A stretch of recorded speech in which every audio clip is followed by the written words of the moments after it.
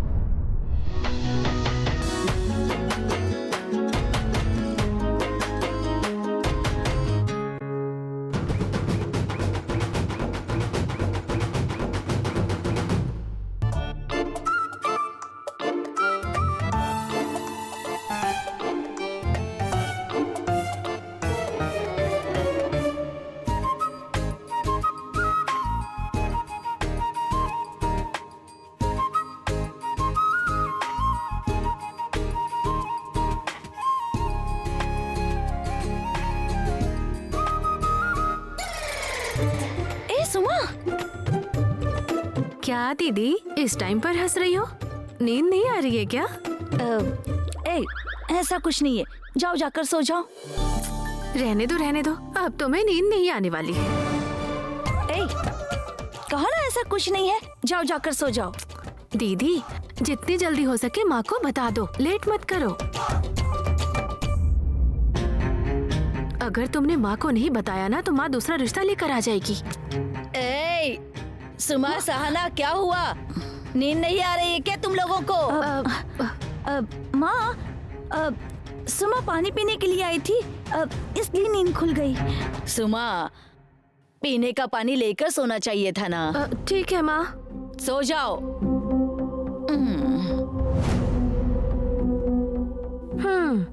बहुत तेज हो दीदी, प्यार का इजहार होते ही पहले ही रात को झूठ बोला। शाबाश शाबाश। सो जाओ, जाकर सो जाओ ना।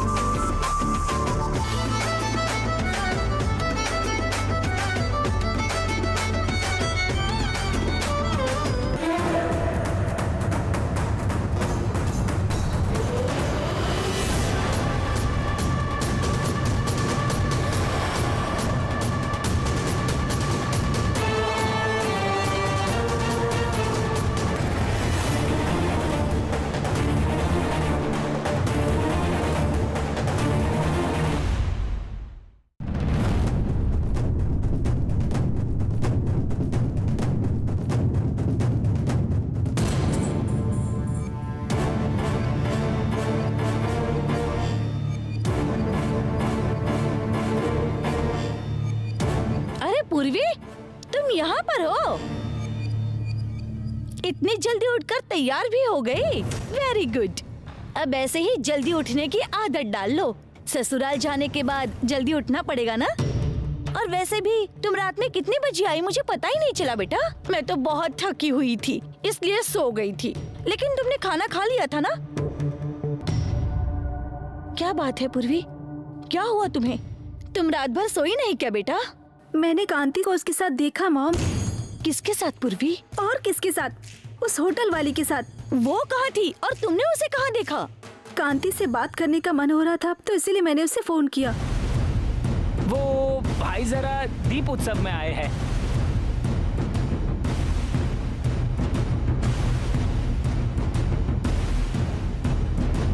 दोनों हंस हंस कर बात कर रहे थे। एक्चुअली मेरा शक ना सही निकला, लेकिन तुम ही मुझे टोक देती थी। वो उस दिन घर भी आई थी ना, और ये बात कांति को भी पता थी, और इसीलिए उसने ऐसा पूछा कि कोई और तो नहीं आया। तुम्हें याद है क्या?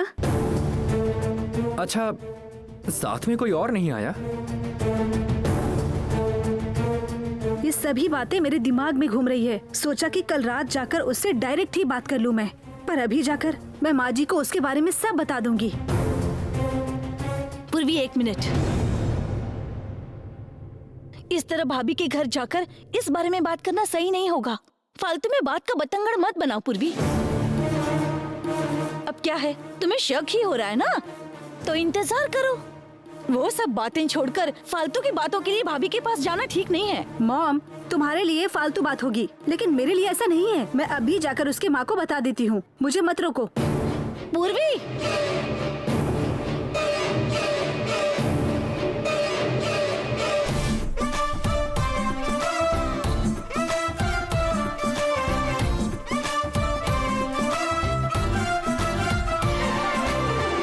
खोपड़ी खोपड़ी खोपड़ी खोपड़ी। सुमा, चुप रहो ना, टाइम हो रहा है। पता नहीं क्यों दीदी, लेकिन जब भी तेल लगाकर नहाना होता है तब मुझे यही गाना याद आता है। ओह, 1 मिनट रुको। अब मैं अभी छोटी लड़की हूँ, तभी मुझे यही गाना याद आ रहा है।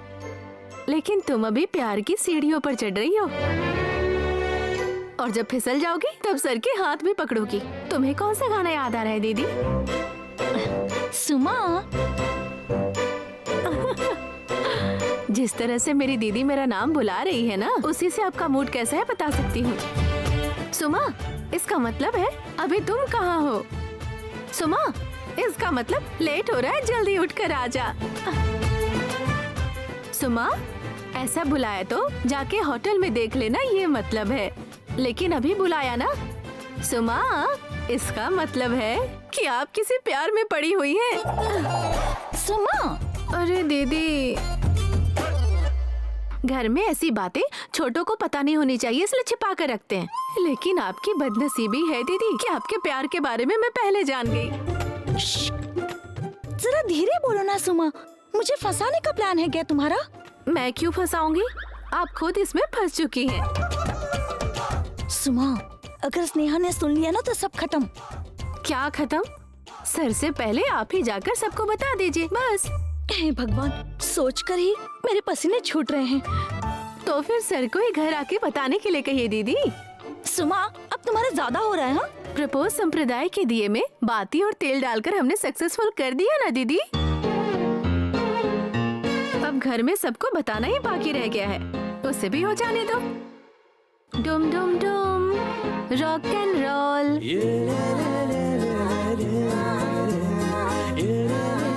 अरे हाँ, हनीमून में कहाँ जाओगी? अरे दीदी, क्या हुआ सुमा? कुछ नहीं स्नेहा, तेल लगाते वक्त हमेशा ये नखरे करती है, इसलिए मारा। दीदी, मेरी तरफ से भी उसे एक लगाओ दीदी। दीदी, तुमको जब से देखा है नींद मेरी चली गई है। अरे दीदी, इन हालातों में फिल्म के हीरो और रोमांटिक गाने ही याद आते हैं ना, है ना दीदी? ए, तुम नहाने जाओ तो।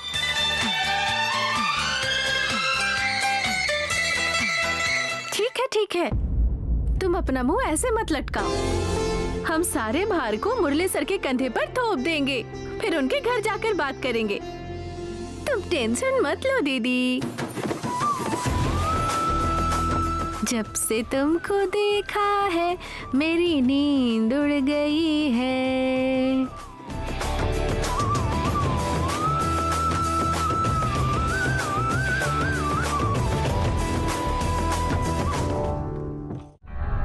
क्या मैं अंदर आ सकता हूँ बेटी?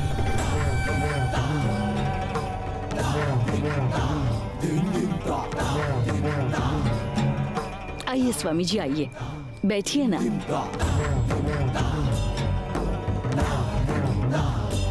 कितने ही बड़े भगवान के भक्त क्यों ना हो, पेट को तो भूख लगनी निश्चित है ना। ये सब यहाँ जीभ की स्वाद के लिए आए हैं, लेकिन मैं अपने स्वास्थ्य की दृष्टि से आया हूँ। सुना है आपके होटल का खाना बहुत ही बढ़िया और सात्विक होता है, मुझे भी परोसिए। हाँ,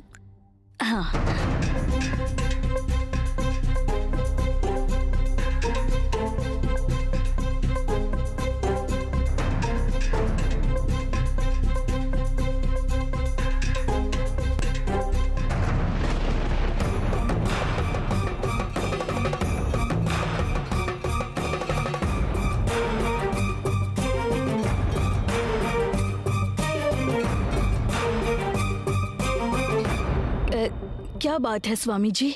आपके खाने में मुझे दोष दिखाई दे रहा है।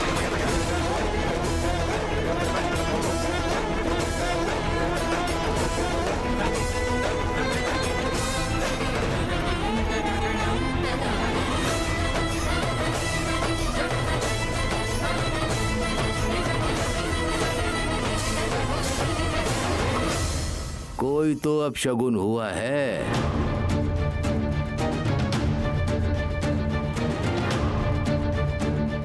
आपके बनाए हुए खाने में कोई तो अपशगुन हुआ है और ये अच्छी बात नहीं है। ऐसी तो कोई बात नहीं है, सब कुछ ठीक ही तो है। पद्मा दीदी, कल जो कुछ भी हुआ उसके बारे में कह रहे हैं। दूध फट गया, नारियल खराब हो गया, ये सब अपशगुन की सूचना देते हैं।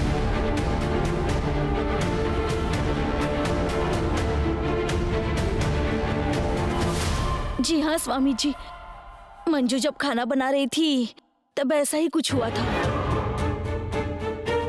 लेकिन उसका क्या मतलब है? कुछ होगा तो नहीं ना?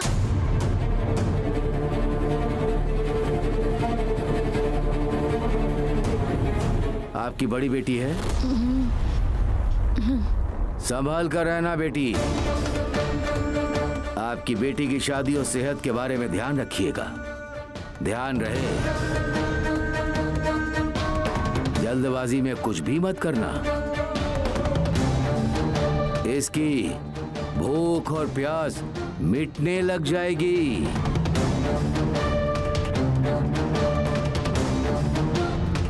हर छोटी छोटी बातों पर इसे डर लगने लगेगा। हाथ आए हुए रिश्ते आसानी से हाथों से छूटने लगेंगे। स्वामी जी, इसका कोई उपाय बताइए ना। सब्र।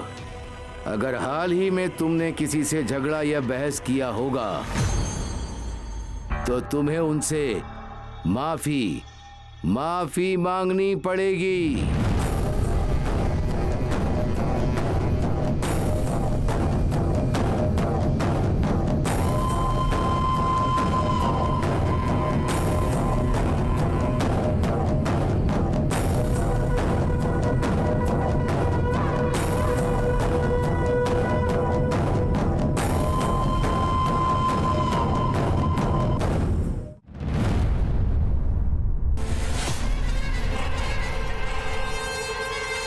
ये भी लिख लिया। तरकारी सही है। T powder. अरे ये क्या? ए राजी, उस पाउडर के डिब्बे में कितना पैसा लिखा है जरा देखो। हे, अभी ये क्या नया है? दूध चाय का हिसाब लेकर बैठे हो? मैं नहीं तो फिर और कौन करेगा?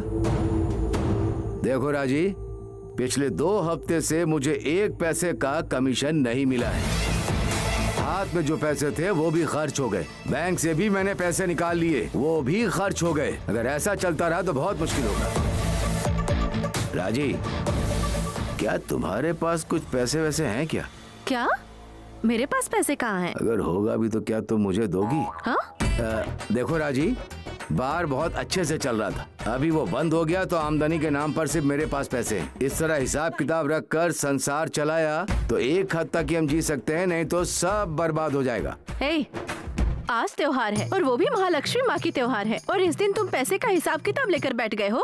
दरवाजे से आने वाली लक्ष्मी माँ ये किसी कंजूस का घर है समझकर चली जाएंगी। हाँ, बार बंद होने के बाद वो कौन सा हमारे घर पर है, यही ना? क्या हुआ जीजा जी?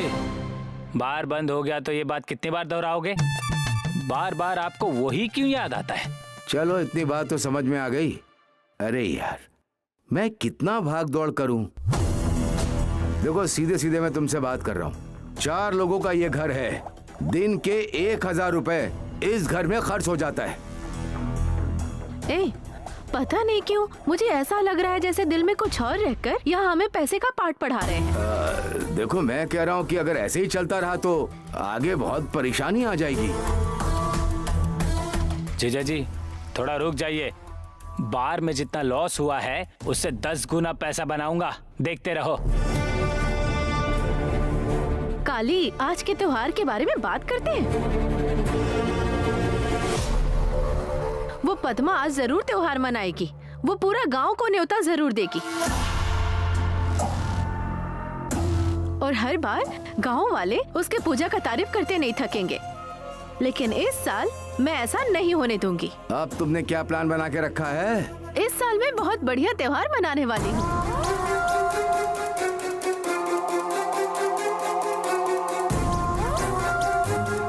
गांव के सारी औरतें हमारे घर में आएंगे। मैं भी महालक्ष्मी की पूजा करके सबको चांदी का सिक्का नहीं तो 2000 का पिंक नोट देने वाली हूँ। ए राजी, मैं यहाँ दूध, चाय, पाउडर, तरकारी का हिसाब लेकर बैठा हूँ और तुम सिक्के और नोटों को लेकर के बैठी हुई हो। इस बार मना मत कीजिएगा। अब पैसा चाहे कितना भी खर्च हो जाए, उधार लेकर ही सही, मैं इस बार महालक्ष्मी की व्रत जरूर करूंगी।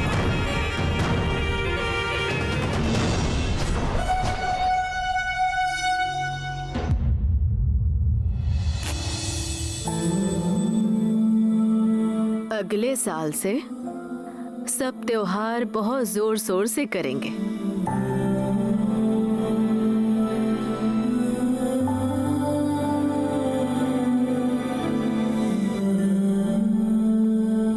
घर में बहू के आ जाने के बाद त्योहार में रौनक आ जाएगी। तुम देख लेना गोविंद। ए मुंगसी, भाभी के घर में बहुत जोरों शोरों से पूजा हो रही होगी ना? हाँ, लक्ष्मी पूजा हो रही है क्योंकि उनके घर में सारी लड़कियां ही है ना, तो पूजा तो धूमधाम से ही होगी ना। तो फिर अभी के अभी वहाँ चलते हैं। चलते हैं ना, इसीलिए तो हम कब से खड़े हैं। जैसा पंडित जी ने कहा था वैसे ही आषाढ़ के बाद जब सावन आ जाएगा तो सब दिन अच्छा होगा और भाई साहब के आते ही सगाई की सारी रस्म पूरी कर देंगे। जैसे आषाढ़ की हवा कम होती जाएगी उसी तरह मन में जो दुविधा है वो भी कम होती जाएगी और मेरे मन को जो चाहिए उसे पकड़ कर रखेंगे। स्नेहा जी ही मेरी मिसेस बनेंगी, कोई डाउट नहीं है। वो सब ठीक है भाई, आप प्रपोज कब करने वाले हैं? आज उसी के लिए तो जा रहे हैं बेवकूफ। क्या आज? भाई, युद्ध में जाने वाले सैनिक लोग आज मैं नहीं मरूंगा ऐसा सोच कर घर से निकलते हैं। वैसा ही प्यार करने वाले लोग हर नए आने वाले दिन में आज मैं प्रपोज कर दूंगा ऐसा सोचते हैं। चलिए भाई,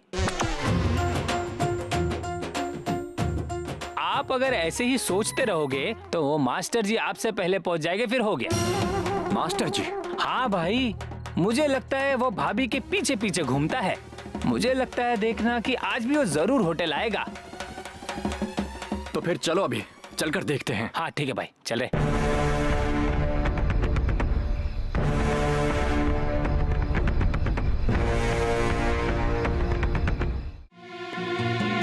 ए शेरू, मैं भाई के साथ जाता हूँ, तुम हमारे लड़कों के साथ रहो। ऐसा क्यों?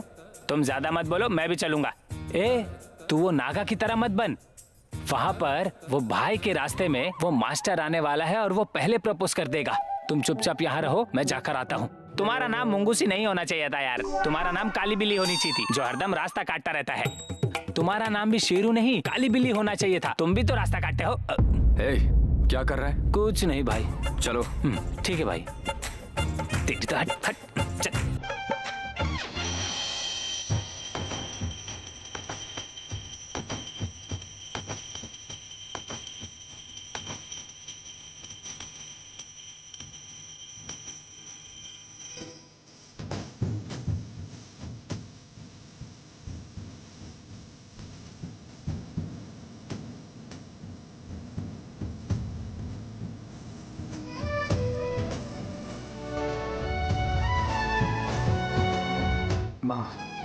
ए कांति, भगवान के सामने ऐसे नहीं करते। जाओ भगवान के सामने हाथ जोड़ो।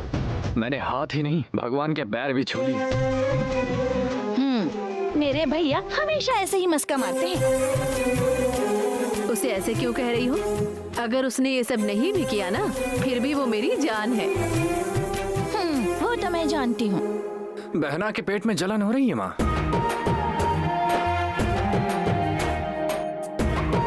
अच्छा चलो, नाराज मत होना। वापस आते टाइम तुम्हारे लिए चॉकलेट लेकर आऊंगा। तो अब मैं चलूं?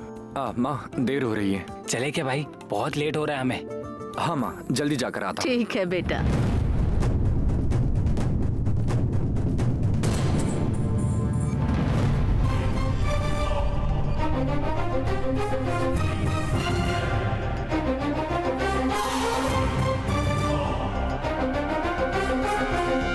पूर्वी, आओ बेटी। अब ये यहाँ क्या कर रही है यार? अब क्या होगा? फिलहाल यहाँ से चुपचाप निकलते हैं और बाद में देखते हैं। भाई।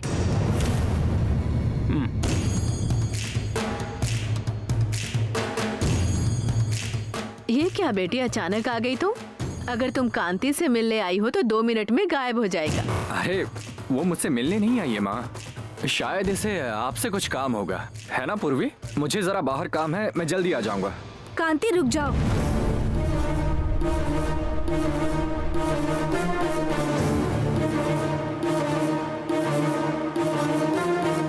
सासू माँ, मैं आप ही से बात करने आई हूँ। मुझे कांति के बारे में कुछ बात करनी थी।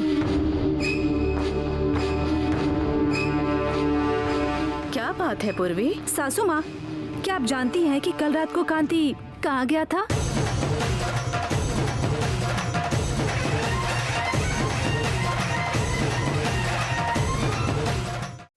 क्या हुआ पूर्वी, चिढ़ क्यों रही हो?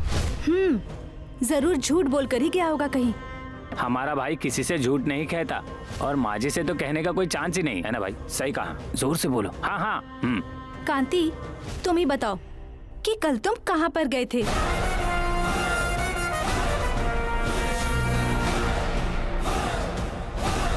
कहाँ गया था? मंदिर में ही तो था। ओह, ये तो अच्छी बात है। तो माँ को सिर्फ तुमने मंदिर जाने के बारे में बताया ना? माँ जी, कांति मंदिर में उस पद्मा की बेटी के साथ बात कर रहा था।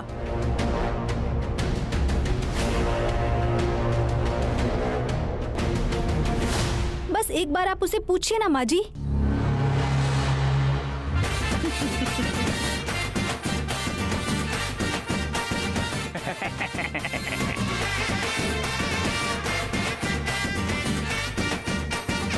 क्या हुआ है? आप सब हंस क्यों रहे हैं? हे, तुम सब चुप हो जाओ।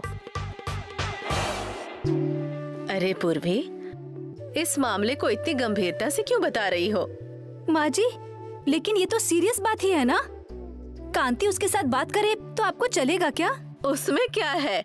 मैंने ही इसे उस पद्मा की बेटी को वीडियो में दिखाने के लिए कहा था।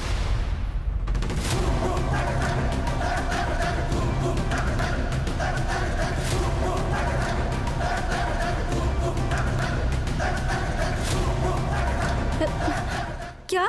हाँ पूर्वी, जब कांति मंदिर में था तब मैंने उससे बात की थी। हमारी वसु ने ही वीडियो कॉल किया था और पद्मा की बेटियां भी वहीं पर थी, मैंने भी देखा था। मैंने ही कांति को उसे ठीक से दिखाने के लिए बोला था। ए कांति, कॉल के बाद तूने उससे बात की थी क्या? हाँ माँ, आपसे बात करने के बाद ही उन लोगों से बात हुई थी। ओ, खुद से आकर बात की थी? जाने दो, अच्छी लड़कियां हैं। पद्मा ने अपनी तीनों बेटियों को अच्छे से पाला है। तो पूर्वी, कांति अगर उन लड़कियों से बात करे तो तुम्हें गुस्सा आता है? गुस्सा नहीं, जलन होती है। हे, तुम चुप रहो। नहीं माँ जी, आपकी और उसकी तो नहीं बनती है ना? हाँ? नहीं सॉरी। तो फिर कांति उसके साथ बात करे तो आपको चलेगा ना? मैंने तुम्हें बताया ना कि मैंने ही कहा था। पूर्वी तुम भी ना। ओ, शादी से पहले मेरे बेटे को दूसरी लड़कियों के साथ बात नहीं करना चाहिए, ऐसा नियम बना रही हो। ये अच्छा है, लेकिन एक बात ध्यान से सुन लो। मेरे बेटे के मन में तुम्हारे अलावा कोई और है ही नहीं।